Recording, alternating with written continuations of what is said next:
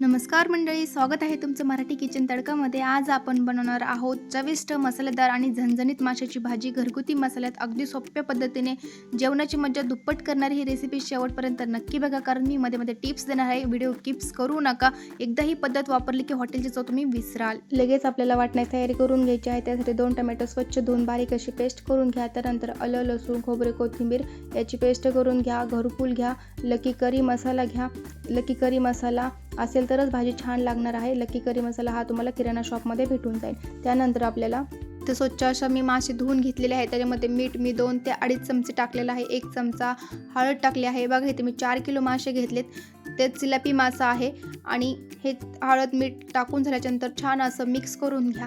जोपर्यंत सगळीकडे मिक्स होत नाही तोपर्यंत हे सगळं व्यवस्थित मिक्स करून घ्या। त्यानंतर हिरवं वाटण अर्ध टाका, अर्ध ठेवा। अर्ध वाटण आपल्याला ज्यावेळेस आपण भाजी फोडणीला टाकणार आहे त्यावेळेस लागणार आहे। बघा जोपर्यंत हिरवं वाटण सगळीकडे लागत नाही तोपर्यंत आपल्याला मिक्स करायचे। चालू झालेला आहे। आता उन्हाळी कामं सगळ्याला करायची बाकी आहेत। तर बघा मी उन्हाळी कामचे सगळे व्हिडिओ ह्या चॅनलवरती अपलोड करणार आहे। तुम्हाला असेच व्हिडिओ बघण्यासाठी तुम्ही माझ्या चॅनलला सबस्क्राईब करा। याच्यामध्ये आपल्याला फिश करी मसाला टाकायचा आहे। फिश करी मसाला टाकून झाल्याच्या नंतर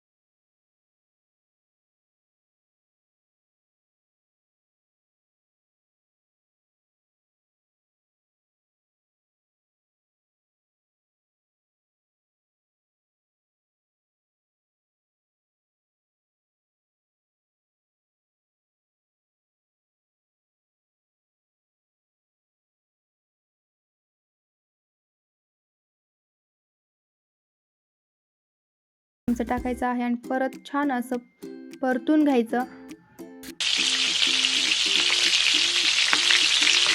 मध्ये आपल्याला इसूर ॲड करायचा आहे। ह्या जागी जर का तुम्ही फुटाण्याचं पीठ बारीक करून टाकलं तरीही चालेल।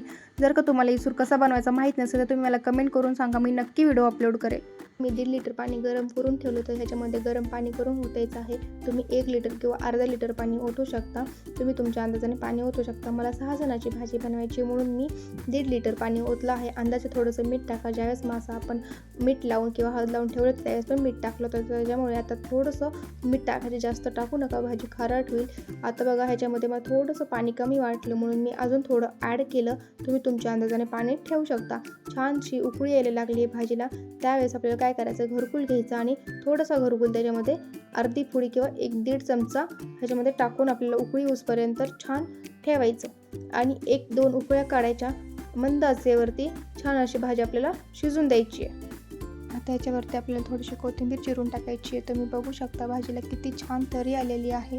तर अशी होती सोप्या साहित्यामध्ये तयार होणारी जबरदस्त चव देणारी रेसिपी। तर हा व्हिडिओ आवडला असेल तर नॉनव्हेज लवर लोकांसोबत शेअर करा आणि अशाच चविष्ट रेसिपीसाठी चॅनलला सबस्क्राईब करा, लाईक करा, शेअर करा, कमेंट करा।